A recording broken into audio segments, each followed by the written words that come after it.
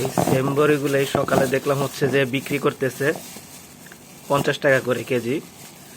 আর আমি ইফতারের পূর্বেই কিনে নিয়ে আসলাম হচ্ছে 40 টাকা করে। এই কিছুক্ষণের ঘন্টাখানেকের মধ্যে ব্যবধান কমে গেল হচ্ছে 10 টাকা। একটা টেস্ট করে দেখি কেমন। পানিতে ধুয়ে নিলাম, দেখি টেস্টটা কেমন।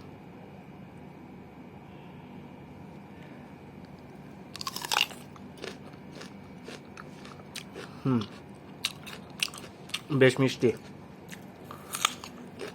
যার কাছ থেকে কিনছি সে বলছিল যে চিনির মতো মিষ্টি না হলেও ফলের যে ন্যাচারাল মিষ্টিটা খুবই চমৎকার।